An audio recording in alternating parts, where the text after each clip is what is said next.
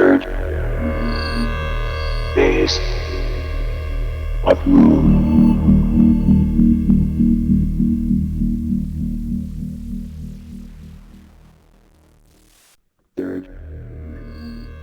Welcome to the third phase of Moon. My name's Blake Cousins. Now get ready for the start of an amazing journey. The largest YouTube channel is now on the largest civilian-run radio station, Third Phase of Moon Radio with researchers on a mission. Host Dr. J. Andy Elias and best-selling author, MUFON investigator Preston Dennett are about to take you on all the rides of our lives. We'll be taking UFO news, interviewing top researchers. The journey begins now. Third Phase of Moon Radio is officially on air. Without further ado, here comes Third Phase of Moon, researchers on a mission. We welcome you back to another episode of Third Phase of Moon Radio. I'm your host, Dr. J, and today we have an amazing show for you today. We bring back the godfather of ufology, Stanton Friedman. Welcome to the show. How are you this evening? Well, I'm delighted to be here in beautiful Fredericton, New Brunswick, Canada, where it's freezing cold.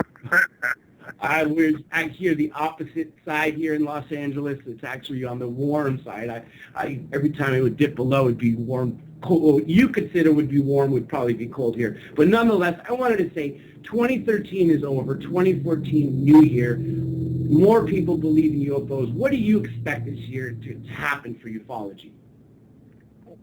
What do I expect is going to happen this year coming up or the past year? This year coming up as we put a close to last year. I think that we're moving in the right direction. I just found out, for example, that work is well underway in a movie about the Flatwoods Monster case in West Virginia, which is one a lot of people haven't heard of, but an exciting case. And Frank Fascino, the guy who's been investigating for more than 20 years, I just talked to him tonight, and they're working on the movie, and it's a very good case from 1952, and we just found a new witness today, would you believe? And so, 60 years later, you found a new witness. Well, yeah, I mean, it's that's exciting because you don't often find, and you know, this happened in 52, where Roswell was 47, so my old line is that we're racing the Undertaker and losing when it comes to all the old cases because people are dying. So the younger cases, the newer ones, are a little easier to deal with in terms of people still alive. So I expect this year is going to be, well, I'm excited by a couple of different things. One is we've got a big MUFON conference coming up in Cherry Hill, New Jersey, just outside Philadelphia, in July. And Roswell has got a big event coming up, 3 days for the annual festival in early July in Roswell, New Mexico, of course. And I'm doing something I've done a couple times before, but it's a little different. I'm going to be sort of leading a tour on a bus of 3 places in New Mexico, Los Alamos, Roswell, and Trinity Site, which is where the first atom bomb was tested. And that site's only open 2 days a year, and I'll be there for both of them in October and in April. These are all listed on my website, www.stantonfriedman.com, but we'll be looking at these places. People have a chance, if they've never been to Trinity, like I say, it's only open 2 days a year, where the first atom bomb was tested. History was certainly made there, and we'll be at Roswell, and history was made there, and we'll be checking out Los Alamos, which is where the atom bomb was designed, and, you know, a very important national laboratory. You know, it's kind of funny, during the war, there were Nobel Prize winners there, picking up their mail at a post office box in Santa Fe. Nobody knew who they were. Secret activities. New Mexico's the place. So it's kind of exciting. And one thing about New Mexico, you don't normally have to worry much about the traffic on the roads. There aren't so many people there. Unlike California, I might add. Empty. You know, real quick, I wanted to, what you just said about the Flatwoods Monster, that mainstream media is making a movie. A lot of people don't know much about it. You mind giving a brief description of what you know about the case? Well, in 1952, which was the biggest year for Project Blue Book in terms of the number of sightings, this was in September 12th, I guess it was, and a whole bunch of sightings over Washington, D.C. in July and later on, and then there was a whole burst of sightings in early September. And Frank Ficino, who's been following this case for more than 20 years, he's got relatives in West Virginia, and he's dug out witnesses. And it turns out there was a family, well, there were a bunch of people. Kids were playing ball over at the schoolyard over there, and they saw something over the nearby mountain, big hill, dashed over to see where it came down, and they picked up one of the kids' mothers and a cousin, and they started up the hill, and then I'll call it a monster because that's just what everybody called it. Something came out from behind a bunch of trees and went under the branch, which gave them a measure of its height, sort of floated along, scared the bejeebers out of them, and there were dogs that went up and they turned tail and ran. Some of the kids got sick. There was some kind of vapor coming from this thing.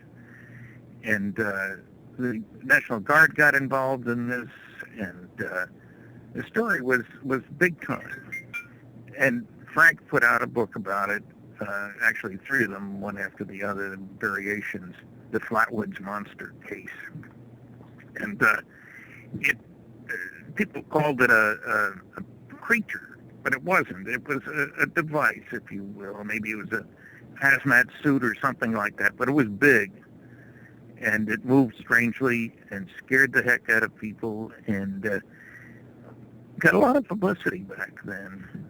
But until Frank came along, nobody's really done a systematic investigation. He's found loads of new witnesses, and I've been up there, and I don't know what was attracting them, but it turns out that night there were sightings all over the place, and he has documented what seemed to be a number of, well, temporary touchdowns, I'll put it that way.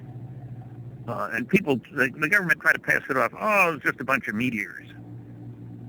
Meteors move rapidly. They don't stay in one place very long, to say the least. And they don't land and walk around or move around.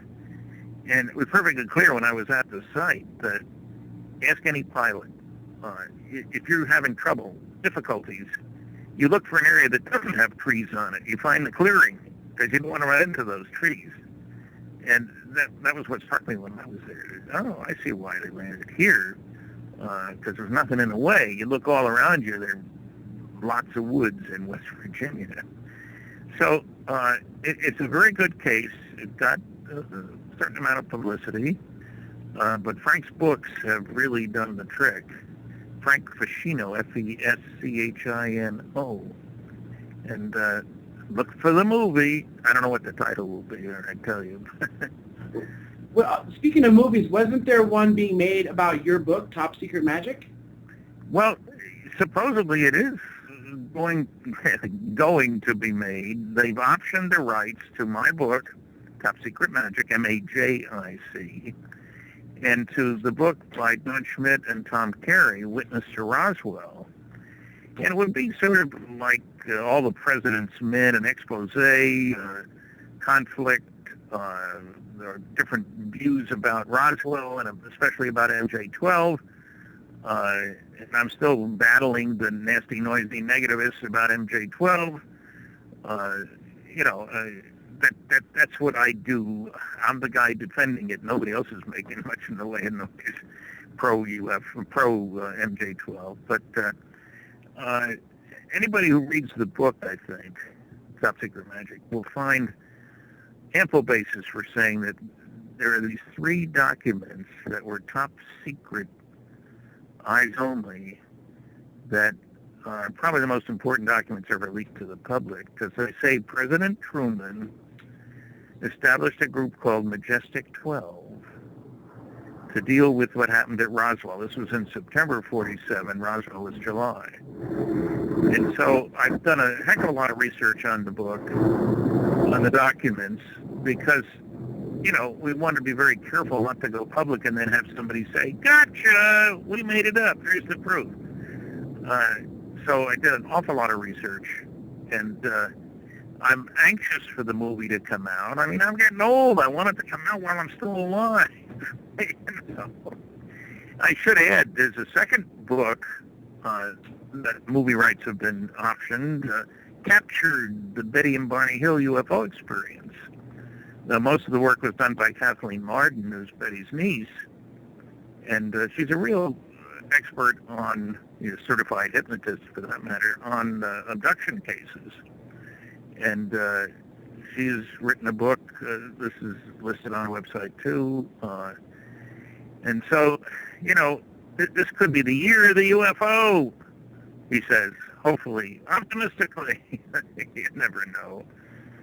The mainstream media taking an interest, obviously could be a great thing. I mean, it's almost as if they could acclimate people to these UFOs for them actually coming. And just as we were saying off air, there was 100 sightings in California. Another host from the station witnessed something Christmas Day, Christmas night in Connecticut.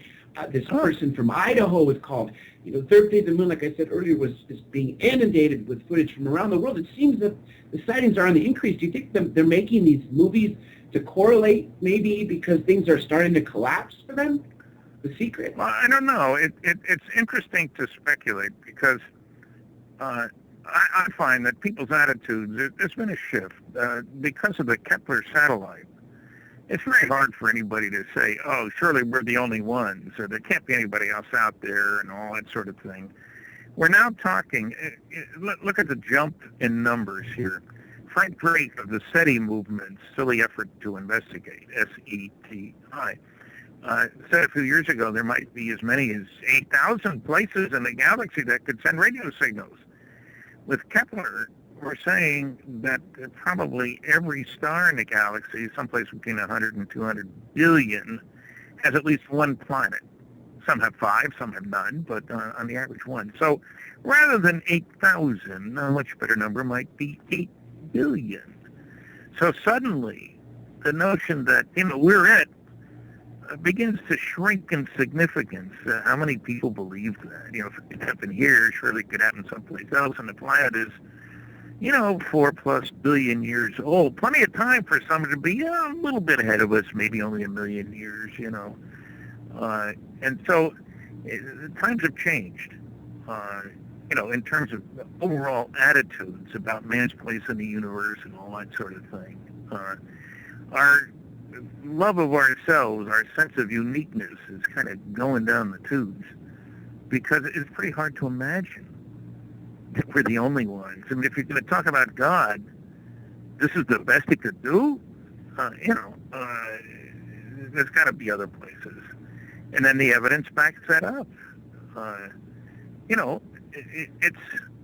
There's so much evidence, and what enrages me sometimes is how especially the astronomers and the SETI cultists, as I call them, how they act toward this whole question. They don't want to look at the evidence.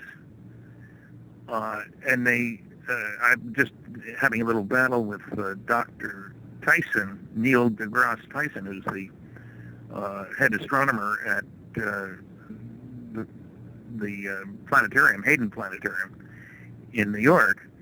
He's going to be redoing the Cosmos series. Remember the television series based on Carl Sagan's book? Yes.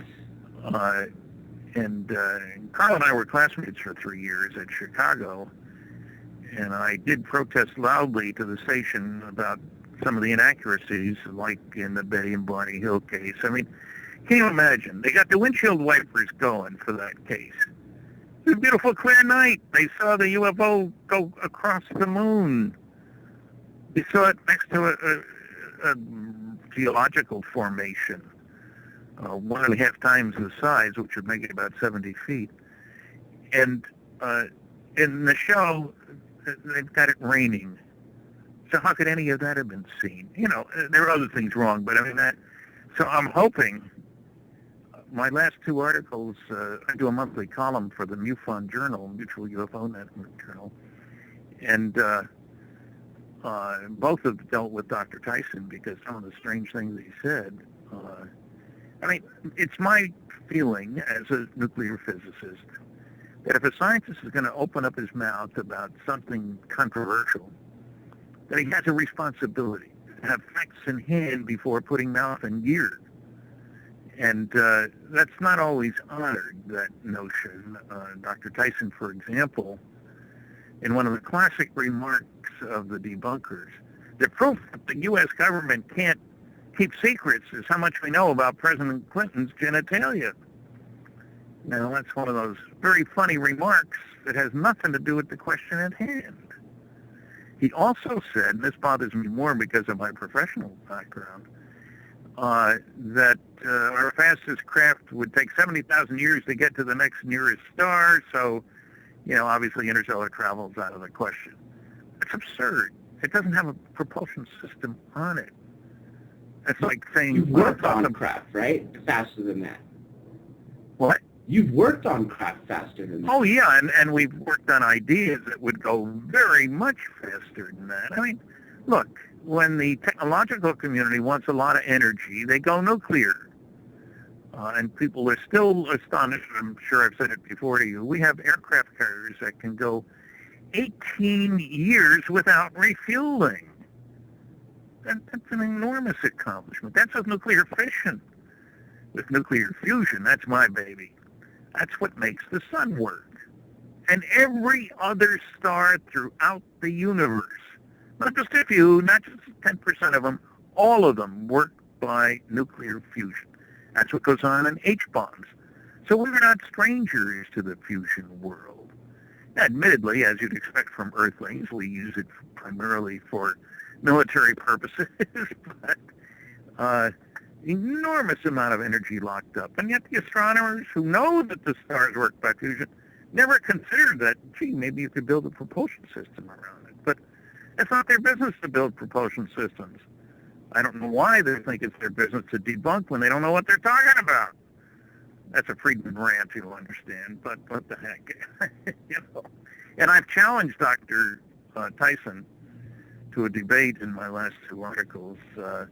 He says he doesn't do debates, and I can understand why. If he's going to get involved in a subject about which he knows nothing, he's got better sense than that. But then he ought to retract some of the stupid things he's been saying. So I have debated with Seth Shostak of the SETI Institute, and won. Debated with Michael Shermer of the Skeptic Society, and won, because these guys don't know anything. And I just wish there were more people on our side of the fence who would stand up and be counted instead of cowering off on the side. Don't want to stick my neck out. Somebody might think I'm a believer in flying saucers. Wow. How ridiculous. The truth is what matters. You're absolutely right there, and I think it's the fear of them that scares them. But I think there has to be a point, at some point, where the belief of ufologists is going to have to match, or should I say, the belief of the astronomers, noisy negativists, is going to finally have to catch up where science is moving forward, and they're going to have to eat their own words. What event do you think is going to be required for that to happen? Well, there's several different directions I look when I think about that. One would be to have some news media group have the equivalent of Woodward and Bernstein and blow the lid off the cosmic Watergate. There's enough classified documents, which you can read one sentence per page, about UFOs, from the NSA. Now everybody's heard of the NSA. When I used to mention the NSA, no such agency never says anything. Now, thanks to Mr. Snowden, everybody knows that they're the big Snoopy agency out there. They released 156 top secret Umbra UFO documents on which you can read one sentence per page. But there's no cover-up, Stan. And people tell me, I say, well, can you read what's under, in their case, the whiteout? Well, no. Then there is a cover-up. I got CIA top secret Umbra documents on which you can read 8 words on a page. Everything else is blacked out. And there's no cover-up? come on, guys. So one thing would be a serious, cosmic Watergate investigation, like the political Watergate. A second thing could be that some other governments decide to go public. The Russians, for example, have been releasing some stuff lately. The Soviet Navy, apparently, some of their files are being made available. I was down in Brazil a little over a month ago, and there were military people there working with the Brazilian ufologists to get the data out. And I'm sure that would have disturbed some people in the States, but hey, that's the way the cookie crumbles. I was in Finland. People say, why are there only sightings in the United States? Well, they're not. I helped celebrate the 40th anniversary of the Finnish UFO Society. We met at a planetarium, very respectable institution, you'll understand. And I went from Brazil, where it was 85 degrees, to Finland, where it was 20. 60 difference. But what I'm saying is I'm encouraged by these things. So one thing would be for other governments. A third thing would be for insiders here in North America to decide that, hey, maybe they're on their deathbeds, maybe it's time to speak out because other people have. For people who may have held back a report or a document or something, to step up and be counted. And of course, it just might be that some television network would decide it's time to break it all open. And maybe we can start a rumor that Network A is doing it, and that'll get Network B, and then Network C will join in, so you can get there firstest with the mostest, So I don't know what all is going to happen, but also, one of the things I keep looking for, I'm sure that some of the old-timers who were gathering up pieces of a saucer out near Roswell, somebody might have put a piece in his boot, or in his pocket when nobody was watching or whatever. And maybe these turn up, and there has been some work lately on some pieces found in New Mexico, where the analysis is beginning to sound as if this stuff is of extraterrestrial origin. The isotope ratios, which are a key factor. So it may be any one of these directions, maybe all of them. And then I always think back to a German physicist, Max Planck, who said, new ideas come to be accepted, not because their opponents come to believe in them, but because their opponents die and a new generation grows up that's accustomed to them. And I think today's generations, the last couple anyway, are much more accustomed to the notion of spacefaring peoples and rockets and all this kind of stuff than anybody before. So I'm still an optimist. China, right now, they landed successfully on the moon. Foolishly enough, we stopped NASA sending up people. We have to require the Russians to get our astronauts up there. Do you think if they were to find something that they would disclose, I mean, I know this is only speculation again, but do you think that may be a route? Well, that would really do it, wouldn't it, if the Chinese sent back information? I have to say this. The transition between a world in which nationalism is king, which is where we live now, it's the only game in town, nationalism, to a world in which we start thinking of ourselves as earthlings, Terrans, or planetarians, or whatever you want to call it. That would be a very large step. And so rather than leading to further competition, maybe we all decide that, we're wasting an awful lot of money on this planet, killing people. I just heard the other day, 100 and some thousand people had been killed in Syria by its own government over the last few years. Yes. That doesn't say much for us. So it may well be, China, India, etc., turn the tide. I mean, look, if as Americans we constantly push for one vote, one person, we can't do that in a world government, can we? Because the Chinese got more than 4 times as many people as we do. Right, almost a full billion, right? But well, they've got 1.3 billion, and India has 1 billion. We got 300 million, 310 million. So we'd be outnumbered on any vote if we did it that way. And the big challenge is, how do you make that transition? How do you get rid of all this military spending?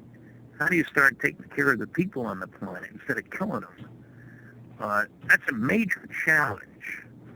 And I'm hoping, I understand that I just heard today, just before I came in here, that the Pope had more people come up for masses this year, and twice as many as last year. So maybe that a new generation, new thinking. The Vatican is not avoiding the question of there being life out there. They've said there is. So, you know. And anyway, that brings us to our first break. We'll pick that right back up because I have something important about China to ask you. Everybody stay tuned. Third Phase of the Moon Radio will be right back.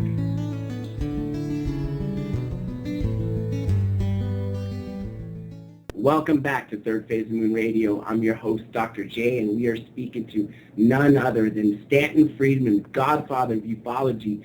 And just before we went to break, we were talking about China.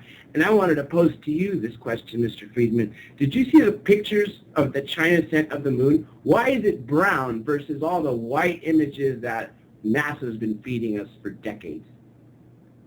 I have no idea. Maybe they were telling it like it is instead of preparing it for public consumption. How's that? Precisely what I was thinking, because that revelation alone, what if it shows that it's not just a dead planet, that maybe that it was had more to it than what we once thought? Well, you know, again, my view of this whole business is that there are zillions of planets out there, that there's life all over the place out there, and you know, I get really irked at people saying you can't get here from there, and look how much energy to get from another galaxy. I don't care about other galaxies. I mean, look, within 50 light years of here, there are 1,000 stars. 50 light years. That means that within 1,000 light years, it's about 8 million. 8 million within 1,000 light years. And that's still just down the street. The galaxy is about 100,000 light years across. So the notion that, you know, we are the lucky spot, and only 1 or 2 or 3 or 4, just a small number. You know, I think it's like how many garages are there on the East Coast. There's a big number. Not everybody has one, you know, but there's a lot of them out there. And our egos, I think, get in the way, and arrogance and ignorance are a terrible combination. You remember people fought the idea, scientists fought the idea that there were rocks coming down from the sky for the obvious reason that everybody knows there are no rocks in the sky, so how could they be coming down from the sky? Until some came down and people had them analyzed and found out it was different and all the rest of that. But that's one of the functions of my book with Kathleen Marden, Science Was Wrong. We have so many examples. 14 chapters, each one stimulated by an example of some smart person saying something stupid, like man will never fly with anything other than a balloon. That was 2 months before the Wright brothers' first flight. Or space travel is utter bilge. And it's all of these things where smart people were arrogant. They thought they knew all there was to know, and if they didn't know it, it wasn't true. And that stands in the way of progress. It's the people who are willing to look at things in a new way, to say, gee, I don't know what's going on here. Let's check further, folks, instead of dismissing it. I mean, when the British astronomer Royal, in 2011, I guess it was, said, only kooks see UFOs. What a stupid thing to say. Doesn't have to look far to find out that that isn't true, because there are plenty of astronomers that see UFOs. And some have even reported what they have seen. You know, so it's this whole attitude question of, do we need to look at this subject as a nonsense subject? No. And I can say, having lectured out there in 18 countries and 50 states and 10 provinces, that a lot of people interested, I'll tell you that. look at the migration. I guess you can think of other words for it. To Roswell every year for the festival. Typically, 150,000 people go to Roswell every year. Roswell is in the middle of nowhere. I mean, it's 200 miles from Albuquerque, 200 miles from Amarillo, 200 miles from El Paso. If you're there, it's because you want to be there to go to the museum. This is what I'm talking about, and the festival. 150,000 every year.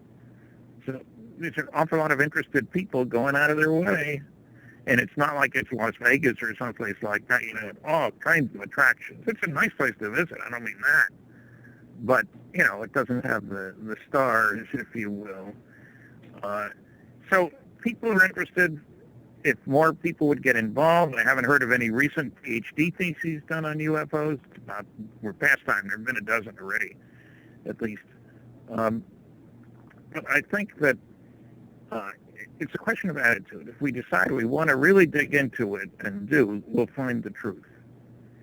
And now if we can get the media to pay attention to that, that's another story.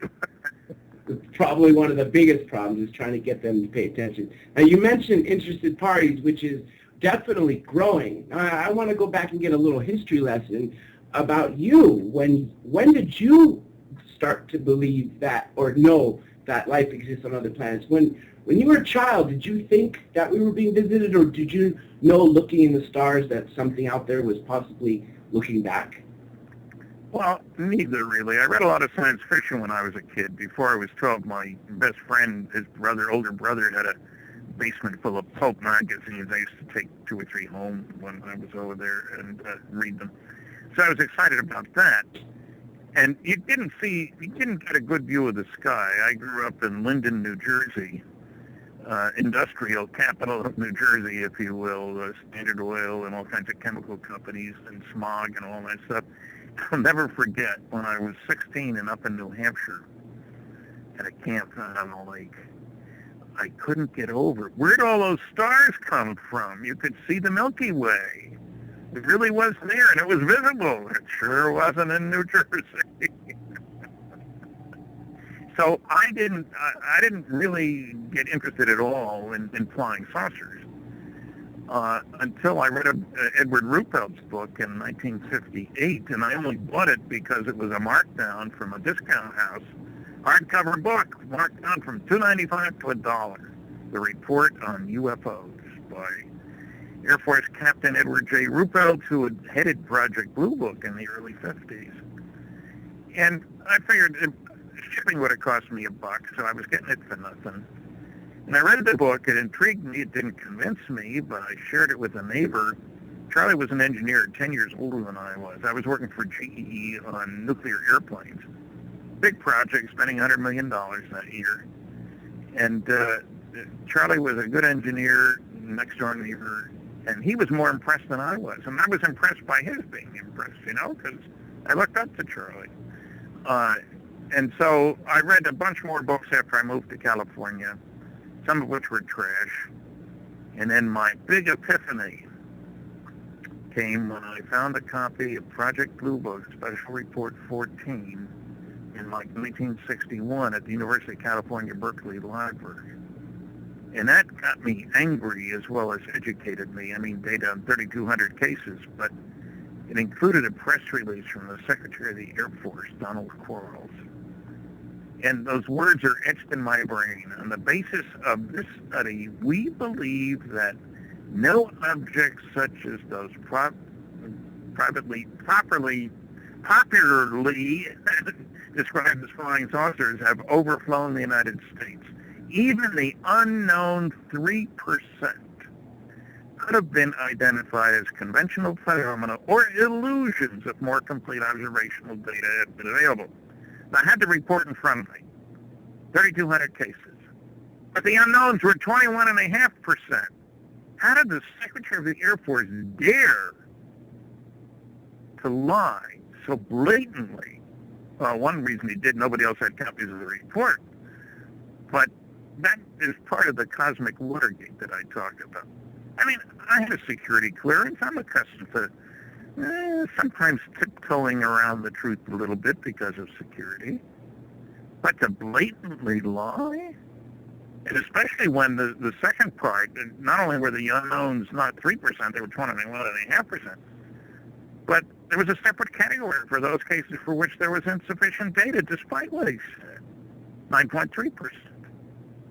And they did a cross-comparison between unknowns and knowns. The probability that the unknowns are the only ones who are interested in were just misknowns was less than 1%. So it was blatant and massive misrepresentation, and I found not one newspaper, and I've looked at a lot of them covering that story. This is October 1955. Not one pointed out the facts.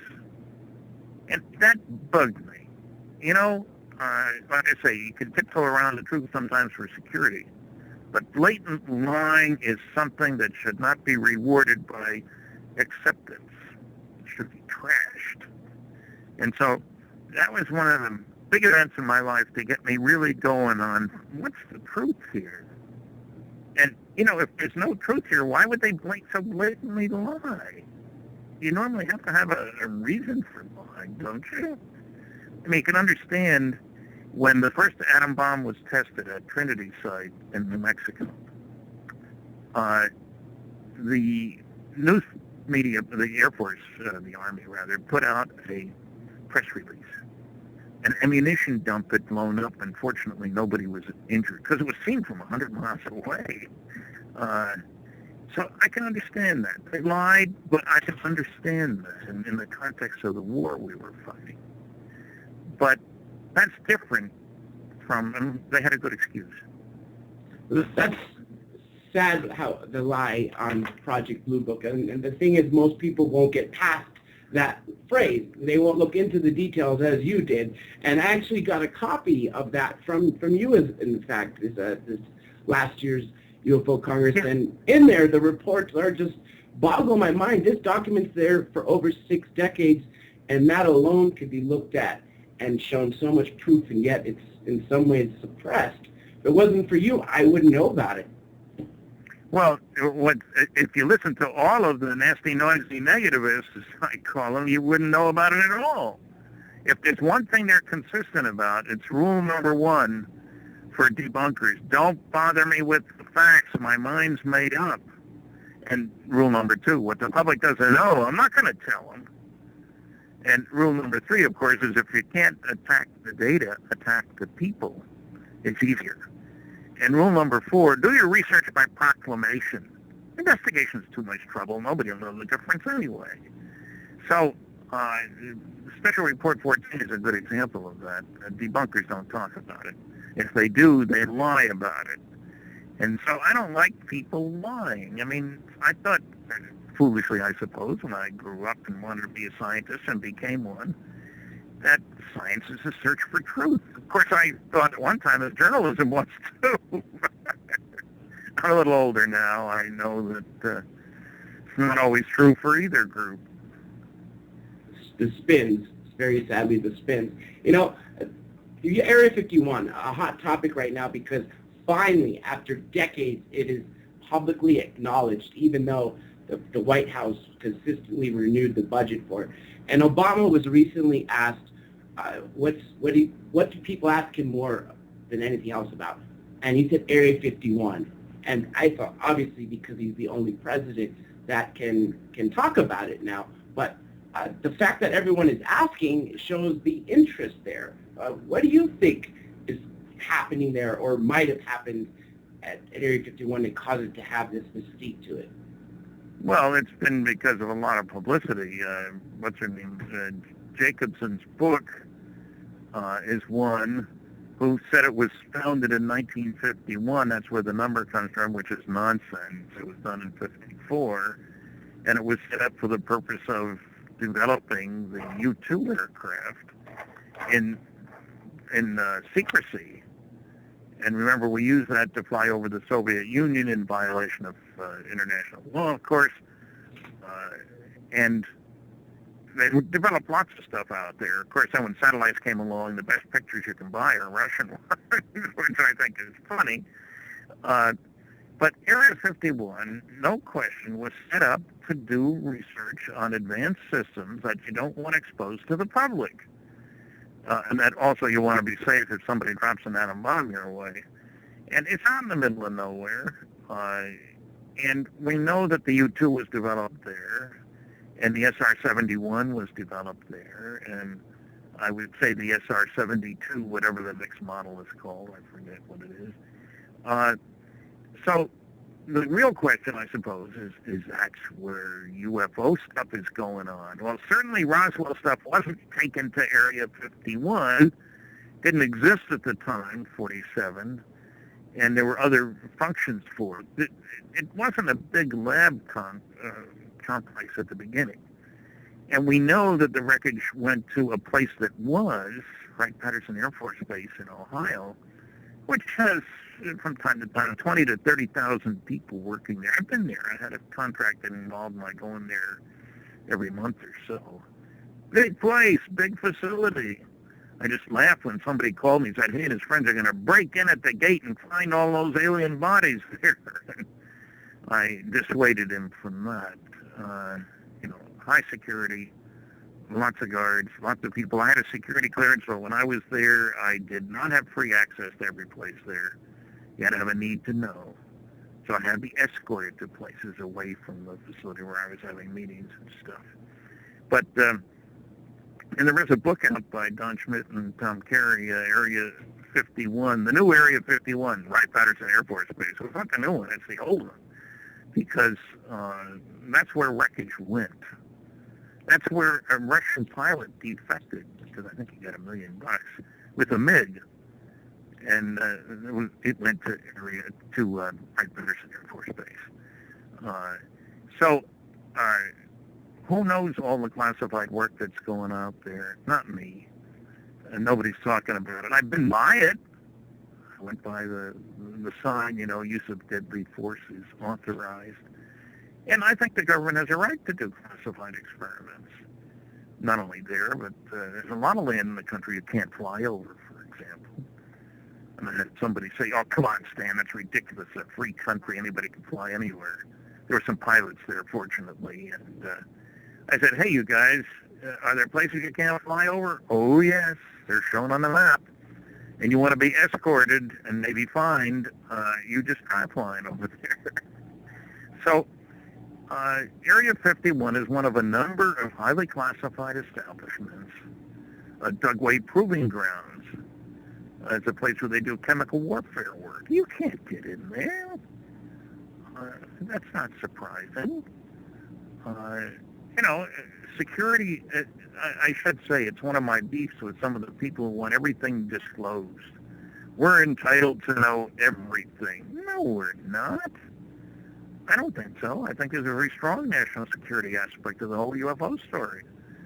The first country that is able to duplicate the propulsion system is going to rule the planet, fly circles around anything we got flying. So everybody wants to get that. And certainly the notion that we should put what we know out on the table because the American people should know everything is ridiculous. It really is ridiculous. So I'm not for disclosing everything.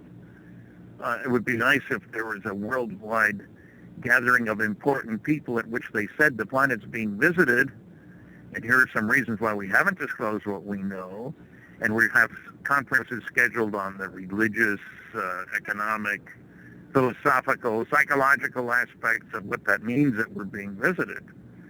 Religion has some serious questions here. Did God make civilizations out there, for example, or just here? You're absolutely right, and we're kind of breaking about 5 minutes, so I'm sure this is going to carry over there, but you talked about the Vatican earlier. They seem to be paving the way to disclosure. So yes, there are religious aspects, but at the same time, it looks like all the major institutions may be setting themselves up to say, hey, believe in us, but because it's not inconsistent to believe that God put something else somewhere else. What do you think about that and the big change of the Pope? Well, I was very glad to hear it. I was shocked the first time I heard it when the previous Pope said something along the lines of, there's no reason God couldn't have made them as well as he made us. my first thought was, who's he been talking to?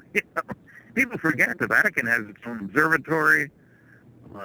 Father Baldocci attended UFO conferences. I've met him. He's dead now. But so there was definitely an interest there. And you can understand that.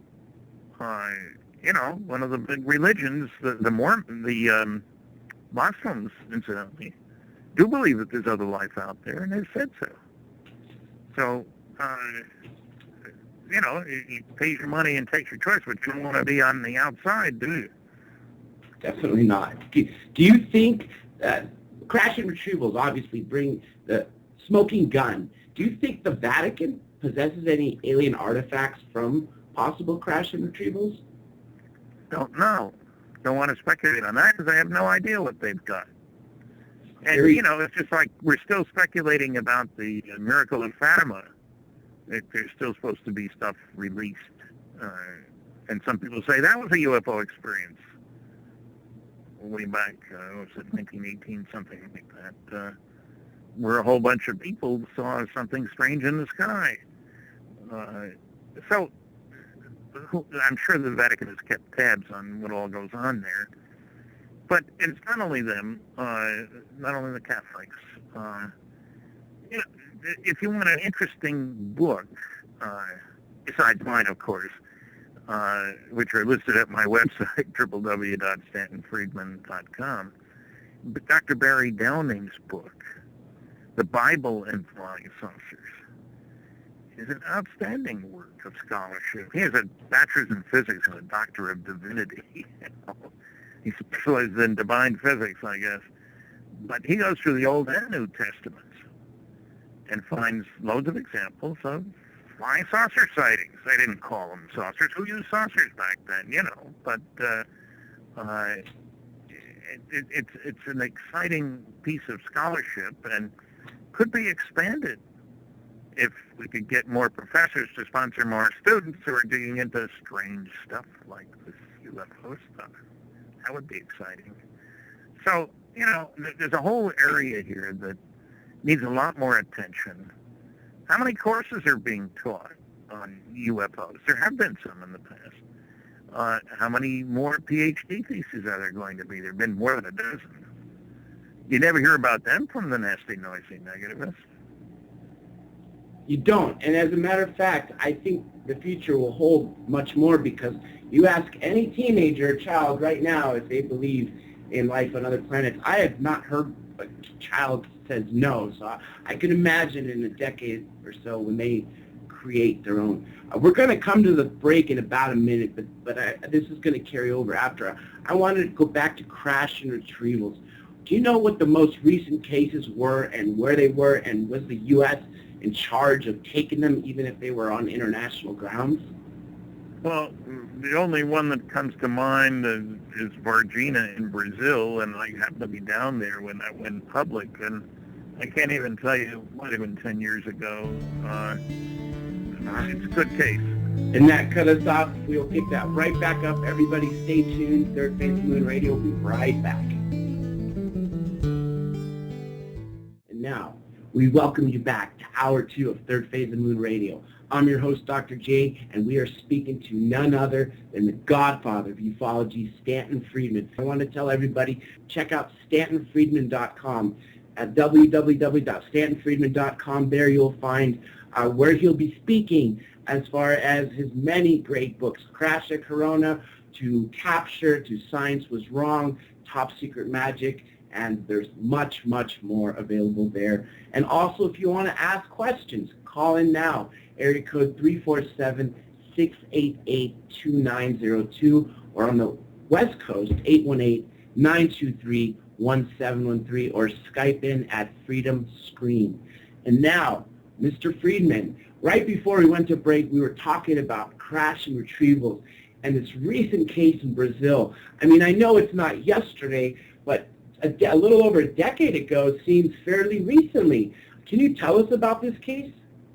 Well, it's fairly straightforward. In a small town, that's not really small, but it's not a huge city, of Varginha,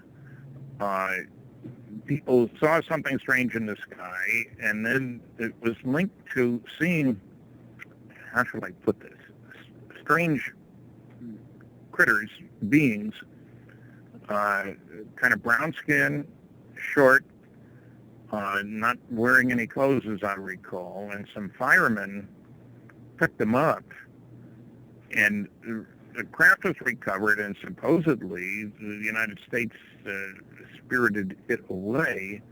Dr. Roger Lear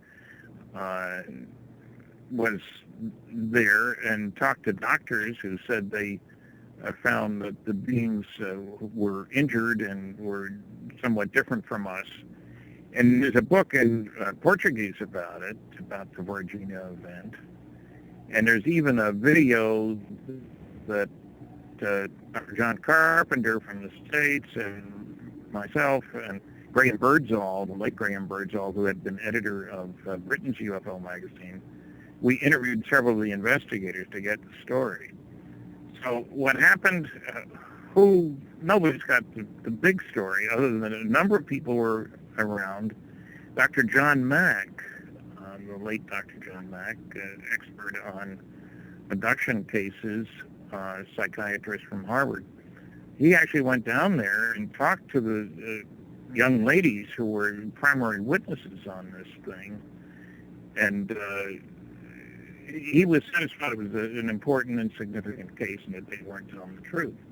And I'm reminded another case, well, you wouldn't call it an abduction, but Zimbabwe, Brazil, again, a number of years ago, Dr. Mack went there too, a bunch of kids out from school. A craft landed, and there were beings there who saw the kids real close. Teacher saw it. Very exciting case. And John investigated that one too. And Cynthia, can't remember her last name, a top investigator in Africa, spent a lot of time down there too. So I mention this because, this isn't a uniquely American or North American or civilized country, big fancy cities kind of phenomena. It goes on all over the world. And I certainly know that from the many countries I've spoken in, that people are interested because they've heard of something happening near them. And, of course, there's always the question of was it a secret government system. And there are people who will tell you that, hey, this was all built by the Germans. Hitler he had his people develop anti-gravity. I just saw that recently in something I read. My question always about those is, if Hitler had developed a better propulsion system, he would have used it.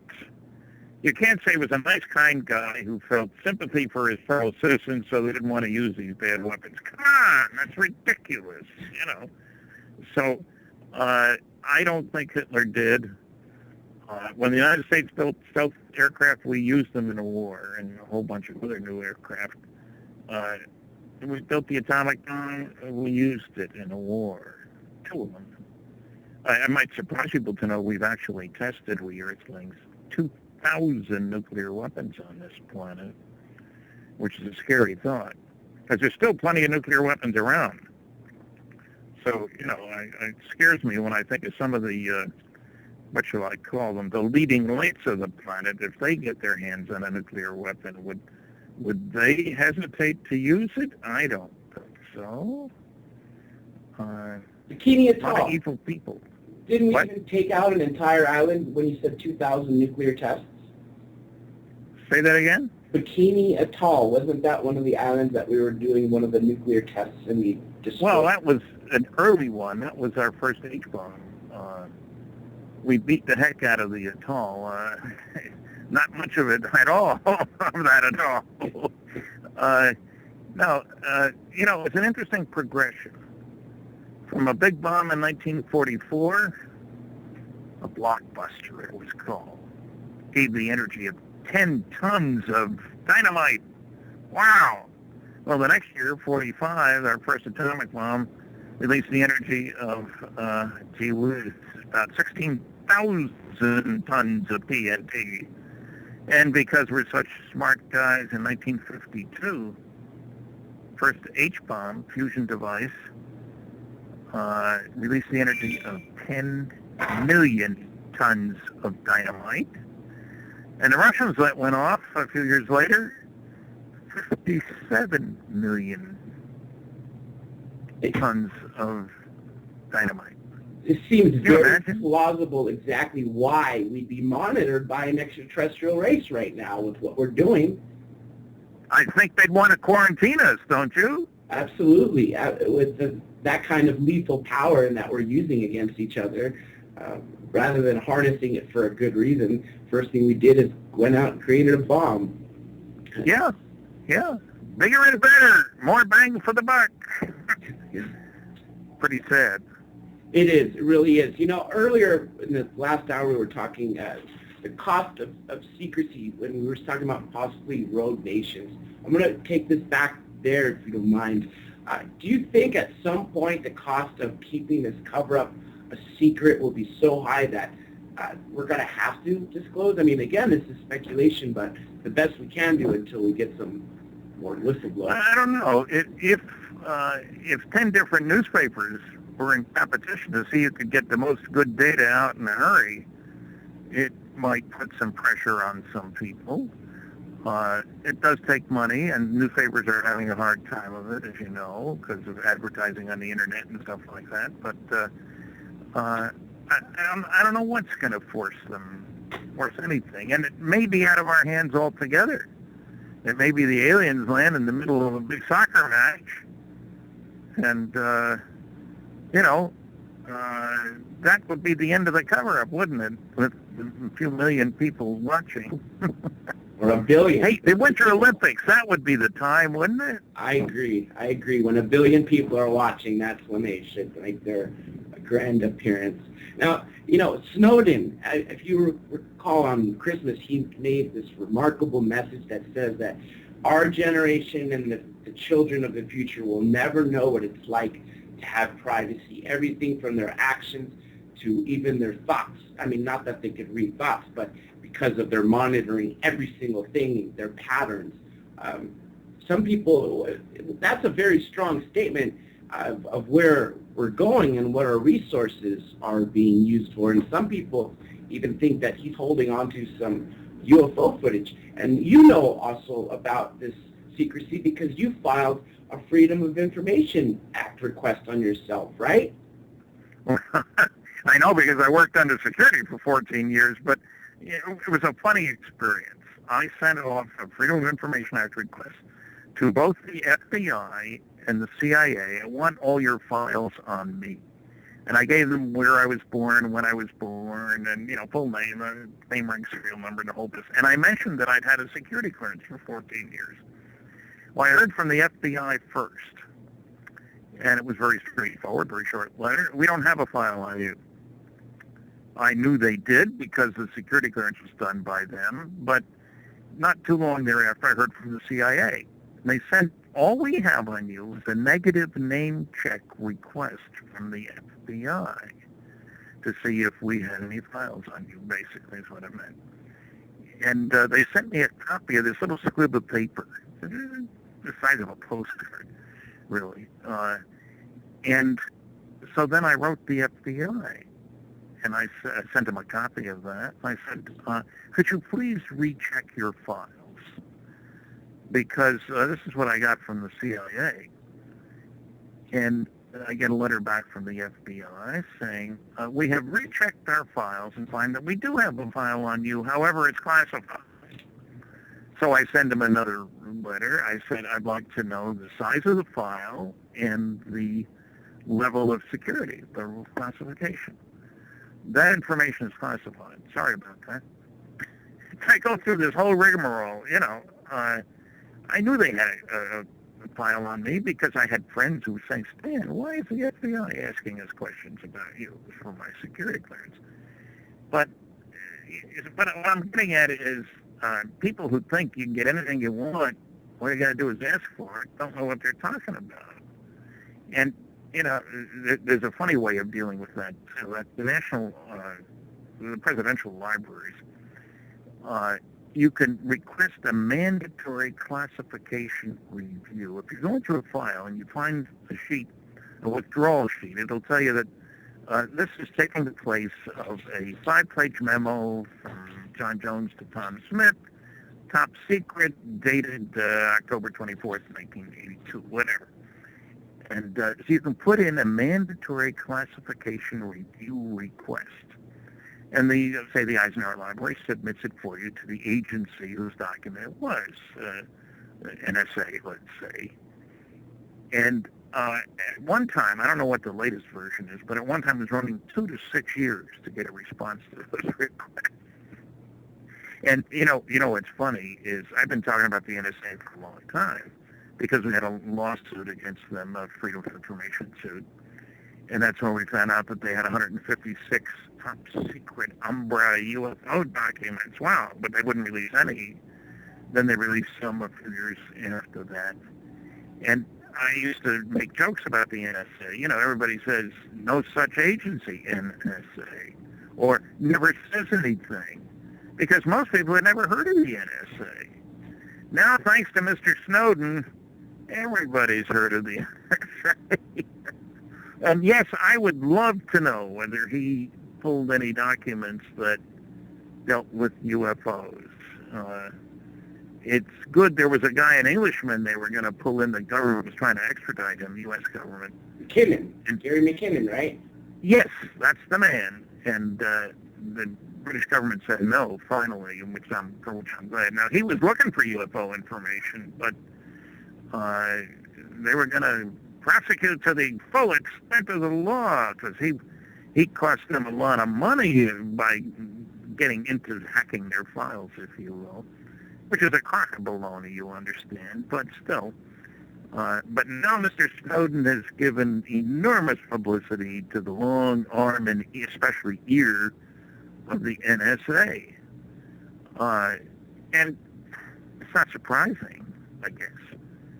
And the United States isn't the only country that's been doing this stuff. Everybody's been listening in wherever they could on anybody else. But privacy, as you said, is not going to be around very long, is it? Unless you live in a cave, I guess. Even then, it's possibly scary thought that you may not get it. And as you know, there have been a couple world leaders that have not been happy with the United States spying on them.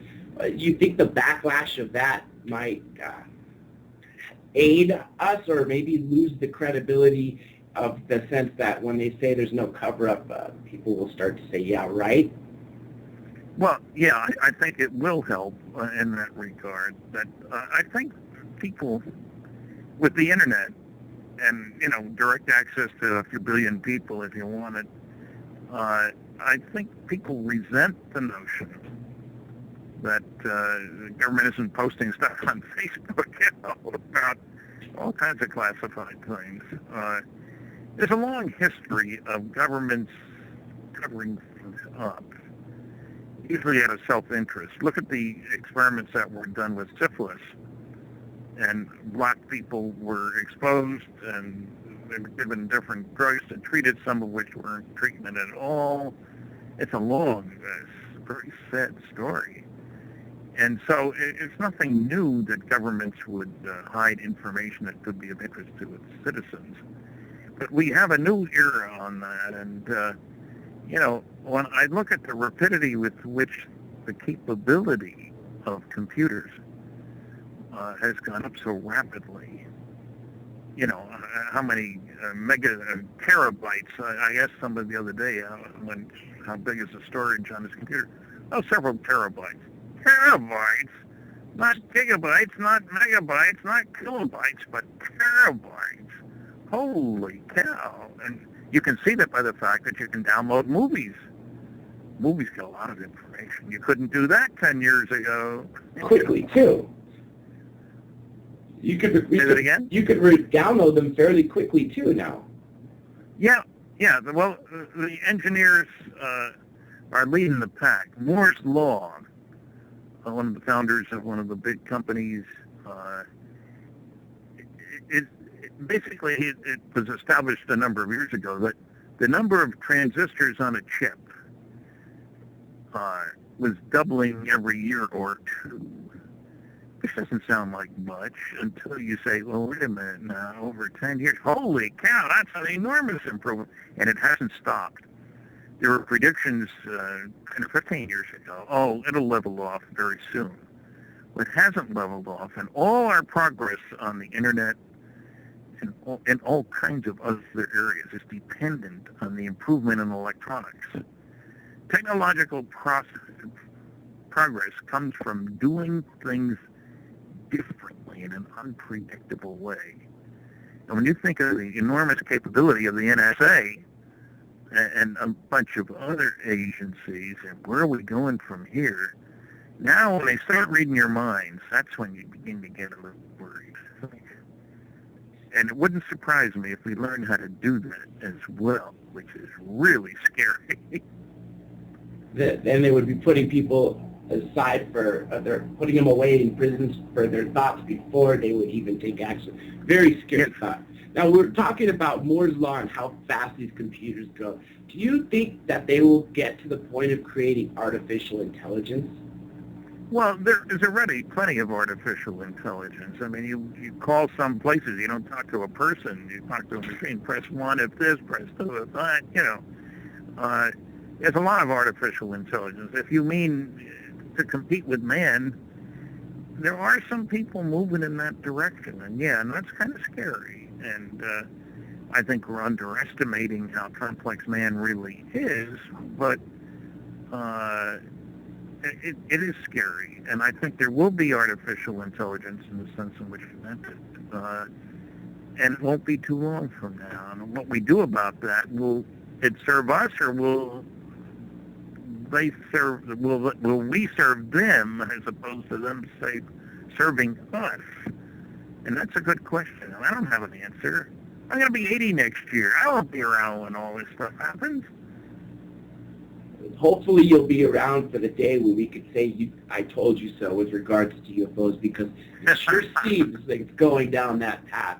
Now, what do you know about military space programs? Because that wasn't not too long ago. I was just doing a random Google search, and you could find all these different logos of actual military space programs, which was a scary thought to know that we've been in space, not under NASA. Well, for a long time, matter of fact, I had a personal involvement with this. The Air Force had a program called MOL, M-O-L, Manned Orbiting Laboratory. It was directly in competition, but for military purposes, with NASA. And as a matter of fact, I'd been laid off at Westinghouse. The program was a success, but the patient died. They canceled the program. Nuclear rocket engines, that was. And I got a job. I thought I had a job. I was offered a job and accepted, trying to figure out how flying saucers work for McDonnell Douglas in astronautics in Santa Monica, California. And the money to fund that, they were able to spend a couple % of this huge budget they had on the MOL program on blue sky stuff, it was called. Something with low probability but high return if it worked. And that was my job. I was going to be working on figuring out how flying saucers worked. Wow! Unfortunately, as I was driving across the country, halfway across, to take up my new exciting job, I heard on the radio that the MOL program had been canceled. And I walked into McDonnell Douglas with my offer letter, of course, and they said, you realize we just laid off 5,000 people. And I said, yeah, I realize that, and they kept me on for 3 months. And I did do one thing of real significance, I think. I'd had a literature search done, scientific report literature, using one key word, magnetoaerodynamics. That's plasmas, ionized air around vehicles in the atmosphere. And I was astonished to find that I got 900 references, of which 90% were classified. This is 1970. Now, somebody was spending a lot of money on such systems. And whether they were trying to duplicate flying saucers or whatever, I don't know. But it wasn't just three guys sitting around the desk. 900 references in a lot of different places. And so, who knows? I'm just reading a book by a guy named Len Kasten about the trip to Serpo. This is supposedly a military program to go to the planet Serpo in the Zeta Reticuli system. And a dozen Earthlings spent a number of years there, and then most of them came back. Some of them, a couple died, and the others decided to stay at Serpo. Now, if you believe the book, and this title it says a work of fact or not fiction, something like that, then we've already sent on alien craft a bunch of people to live out there and get to know them and all that sort of stuff. Now, at very best, it's in my grade best. But I'm sure that there was plenty of classified work that went on outside of NASA on advanced propulsion systems, no question about it. So when will we find out? I don't know. They're not telling me. You know, now this question is obviously going to feed into the break, which comes in a couple of minutes because it's very convoluted. If you were president, how would you handle all of this? And once disclosure happens, then what? Because obviously it's going to fundamentally change everything. Like I said, I know we're going to get interrupted, but might as well start. Well, my view is that what you do is to talk to your leading people and say, we need to figure out a way to do this and consider all the implications and lay out a program plan for disclosure and conferences, international conferences, at which we look at all these different aspects, religious, psychological, philosophical, technological, economic, etc. It is something that needs to be looked at by a very widely background group of people because it changes everything. Once you make that announcement, it has all kinds of implications. But are we going to use it for good, or are we going to fight with each other to see who gets closest to the aliens? We Earthlings aren't very good at working things out amongst us. If we were, why would the planet be spending $1 trillion this year on things military? Not a lot of trust going around, is there, folks? The opposite, in fact. We're waging money for wars. Like you said, $1 trillion on military, $1 trillion basically on bullets and other ammo and stuff like that. But nonetheless, it's a very scary thought of what is happening with that money and what we could be doing as a society with it if we came together. Now, again, this is also going to cut in the next break, but physical evidence. You mentioned Dr. Lear being in Brazil. He's removed 17 of these implants, and we're going to talk about that right when we get break. I want to ask you what your Okay. Welcome back to the final leg of Third Phase Moon Radio. I'm your host, Dr. J, and we are speaking with none other than the godfather of ufology, Stanton Friedman. Be sure and check out his website, www.stantonfriedman.com. Several great books there, everything that he co-wrote with Kathleen Martin, Captured, to Crash at Corona, to Science is Wrong, actually very wrong for that matter. Well, nonetheless, Mr. Friedman, before we went to break, I was asking you what the implication is of Dr. Lear's implants. Well, isn't it a shame that we don't have money available in the open world to do all the kind of research that is suggested by finding these little things, these implants, and that they emit radio signals and stuff like that, and try to learn from them and trace them back in origin. In other words, could we have built them, stuff like that. I should point out that years ago I found that you could buy implants to put in your cows or your dogs or even in people, small things about the size of BBs that were electronic devices that if you had a transponder, you put it near, it would broadcast information about itself, that is a serial number, name, all that kind of stuff. And that was years ago you could buy that. and so somebody else could certainly do a better job than we have. But it's fascinating that one of the big things is they don't seem to produce inflammation, which basically doesn't make sense. Anything that's embedded in the body should cause inflammation because it doesn't like foreign things in the body. And so that alone would make it worth looking at to find out how they do that. And can we prevent inflammation by using some technique that we can discover by studying this stuff? But certainly Roger has done enough of these to say that something strange is going on in a lot of places. And he we're getting older. We need more young people to come in and get involved in this kind of stuff, and using the latest techniques with access to better equipment and all the rest of that. So I think it has serious implications. Where did this stuff come from? And can we establish that it is not ours? Are there techniques being used in manufacture of these things that we don't know anything about?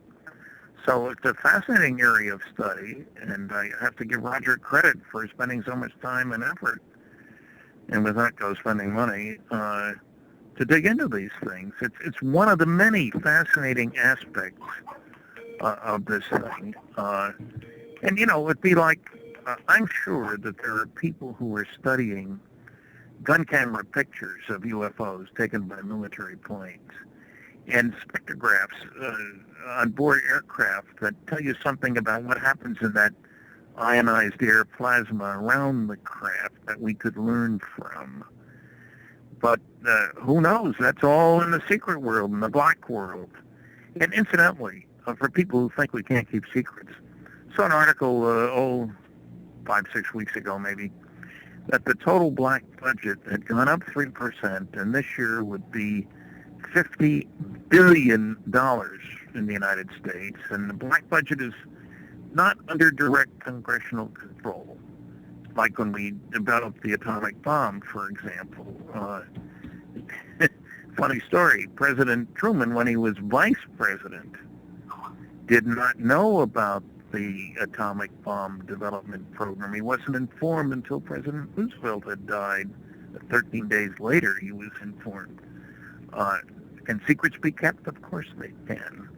Can these major efforts be done in secret? Yes.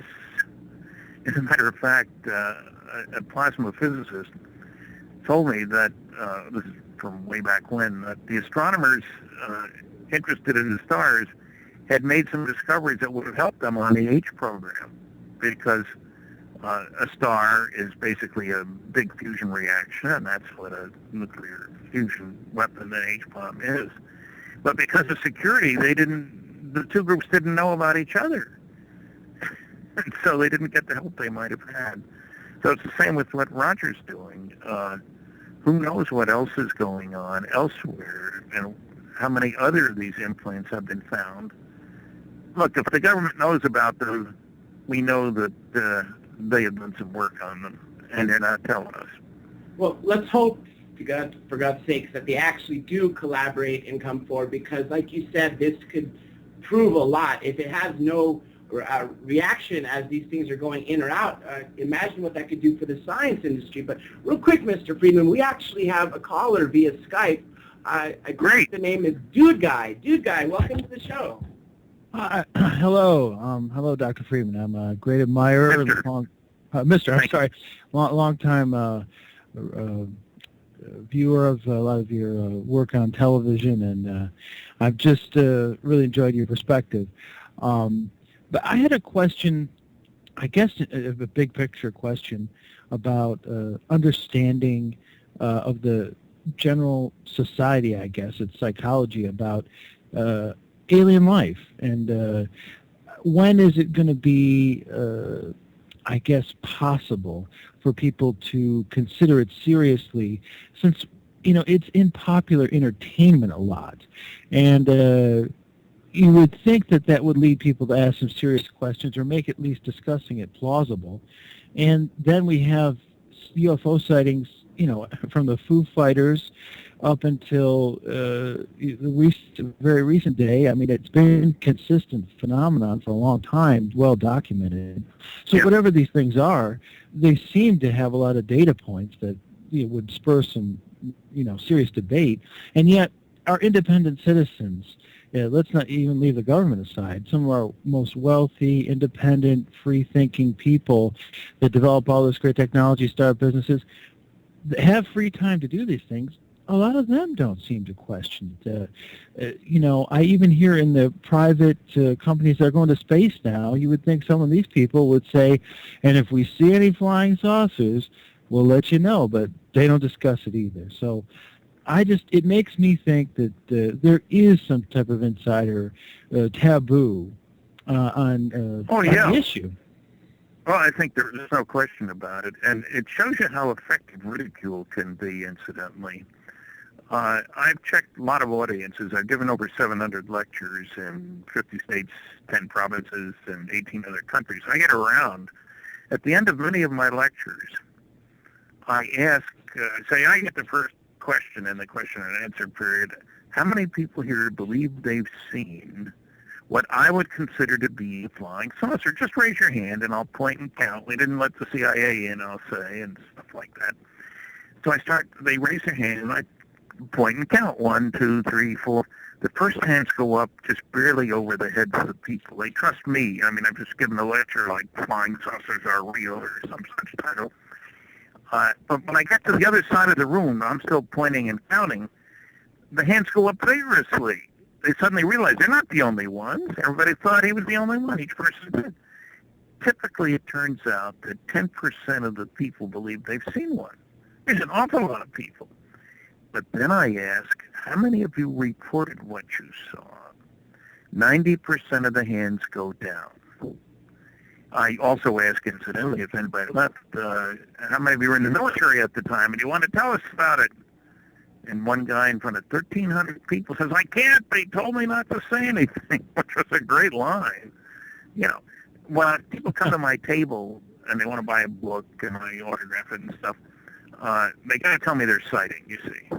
They know I'm not going to laugh. And they tell me the report, and I ask them a few questions. I say, did you report it? No. Why not?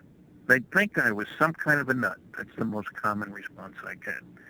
So an attitude has been created that prevents our getting more information that may be changing. An example I've used is the attitude about desegregating schools. The places where it was effective, you desegregate the first grade, next year first and second grade, next year first, second, and third, you get used to it. Time comes in and you haven't asked people to really change drastically. So I think we have a new generation coming up. There's a whole new view of the cosmos here, partly because of Kepler, the satellite which has found so many planets. If we were having this discussion 60 years ago, the general view amongst the intelligentsia was that there aren't any other planets out there. Only our solar system. We're it, and we're at the top of the heap, and that's that. Now, I think everybody says just the reverse. We can't possibly be the only ones, and with all these, apparently about 1 planet per star. So in a galaxy, maybe 100 billion planets, not 8,000 as the SETI people had said. So there's been a change. But change rarely happens overnight in thinking. Now, an event could do it. If in the middle of the Super Bowl a saucer lands and little guys get out and say, take me to your leader, who knows? So I think things are changing, and changing drastically. Now, if they only made my movie Magic Men, then we could get a real test of that.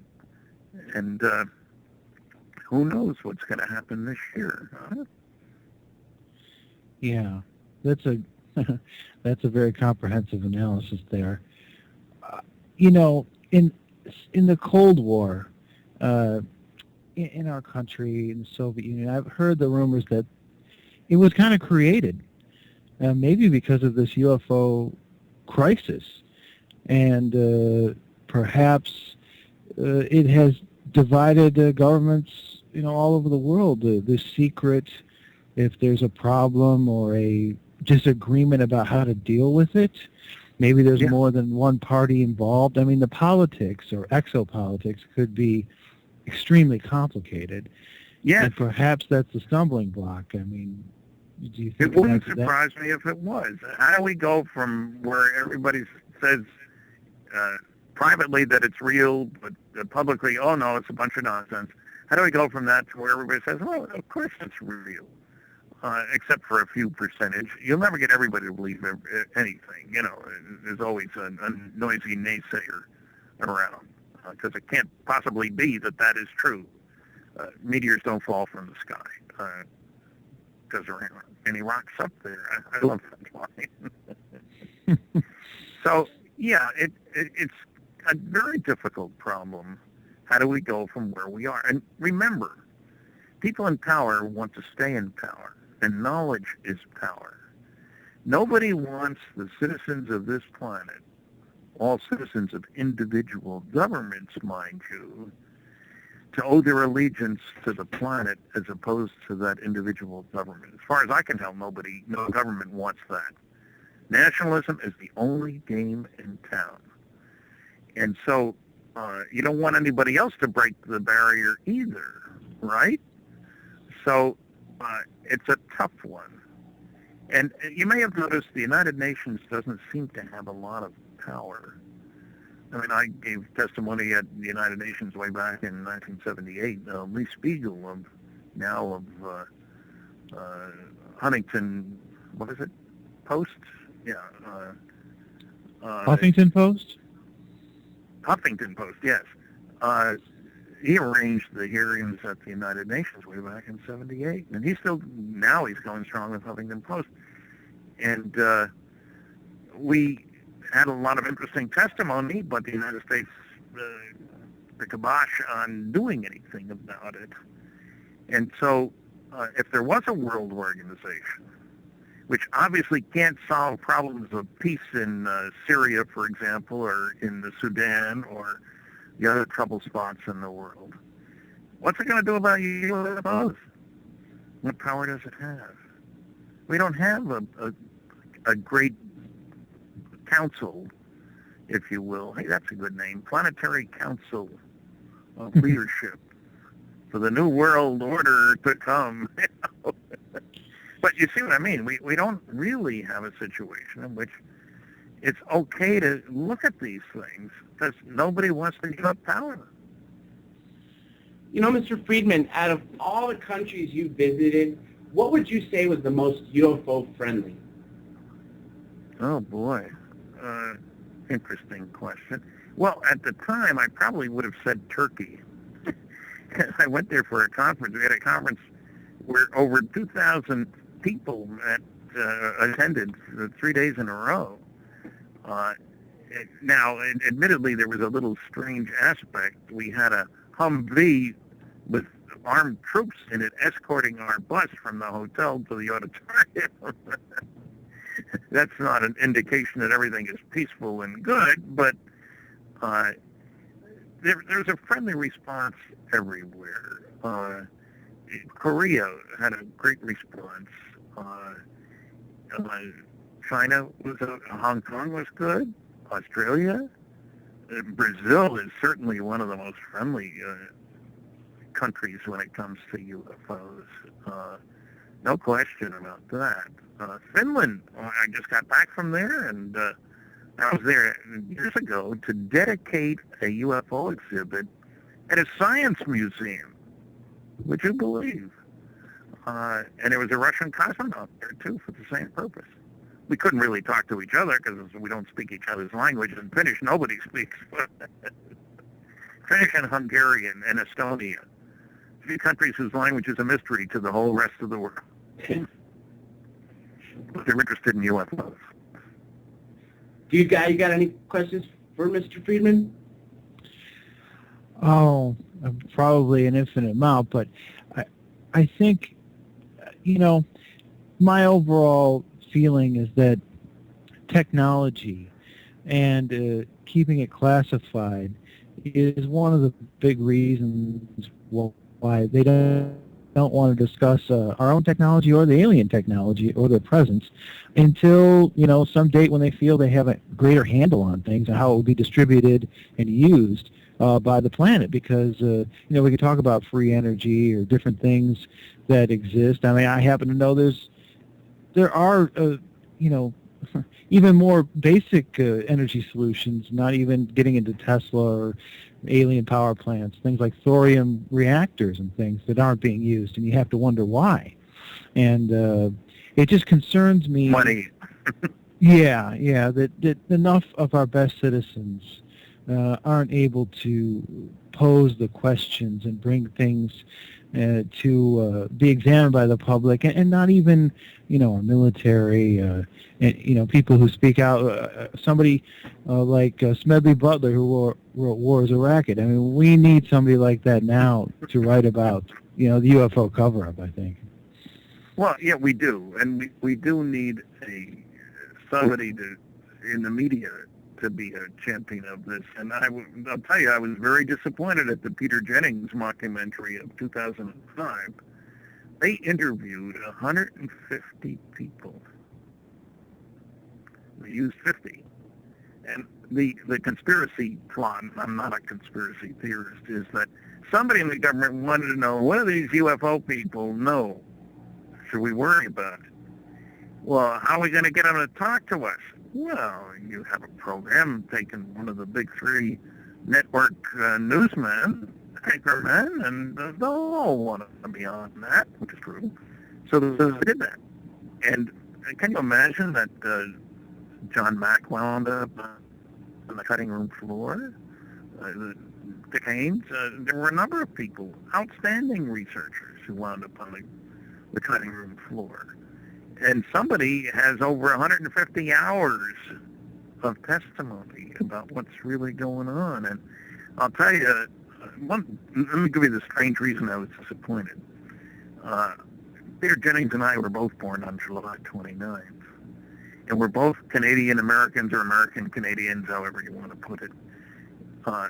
So I thought I'd get at least decent treatment on the program. Well, they used 20 seconds of an hour-long interview and called me a promoter twice in a period of time. I forgot that Peter Mussolini was also born on July 29th. It's a serious problem.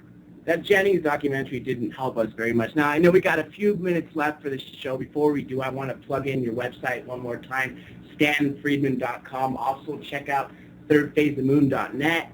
And if anybody's captured anything amazing, be sure and send it to the Cousins Brothers via Skype or Facebook at Third Phase of the Moon. Now, Mr. Friedman, two questions that I'm going to lead into. I guess they could be as final ones. One, what's the most shocking case you worked on aside from Roswell? And the second one is, what can you tell each listener and viewer of Third Phase of the Moon out there of what they can do to take disclosure into their own hands? Well, the most shocking case, that's a tough one. Well, it's the other one, the Hill case, when you stop to think about it, that aliens can come here and casually abduct Earthlings and test them and catch and release program, toss them back. That they could do that and get away with it, and the government doesn't care about these people being kidnapped, doesn't want to see justice done, etc. And that's shocking. That case is described in detail and captured, of course, by Kathleen Martin, Betty's niece, and myself. What was the second question? What would you tell all the listeners of the show and the viewers of Third Phase of the Moon, what they can do to help aid in disclosure? Well, I think the primary thing is to get educated. Find out, talk to your local MUFON representative. Find out what's happening in your area. MUFON gets 600 reports a month, for God's sakes, and most people don't know it. The public doesn't know it. Become educated. Read the books you can find, not just mine. There are a number of good books out there. And speak out when the time comes. Don't laugh when your neighbor tells you about having seen a flying saucer. and maybe try to organize an attempt to find out from military guys who are long since out of the service what they know. Many people will talk as they get closer to their grave, so to speak, if they feel it's safe, that they have nothing to lose. And we need much more effort to get this information together. Don't just sit and say, oh, it's a bunch of baloney. Oh, I believe it. I'm not going to do anything about it. There's a lot of serious stuff out there which you should become acquainted with. There's a 10-page bibliography in my book, Top Secret Magic. 10 pages. Includes, I think it's 11 PhD theses. So there is information to become aware of. Sponsor one if you're a professor. Don't say, I don't dare do that. I'd lose tenure. Have the guts to sponsor. So education, I guess, is what it boils down to. Education and realization, and the ridicule factor's got to stop. That's one thing I think is definitely key. Well, Mr. Friedman, I do want to say we absolutely had a pleasure to have you. Mr. Dude Guy, got a quick question for Mr. Friedman before we get off? You working on your next book yet? I'm thinking about it. You can always use another one. We'll try. Yeah, I agree. I'm getting antsy. I want to be working on the project like a book. Keeps me busy. What's the next step for you? What are you speaking at? Which actually just brought us to our end. Everybody. And I'll be in Roswell, and I'll be at the MUFON conference just outside Philadelphia. Both of those are in July. There'll be more coming up. And all of that is on StantonFriedman.com, everybody. Thank you again, and we'll see you next time. Third base of moon.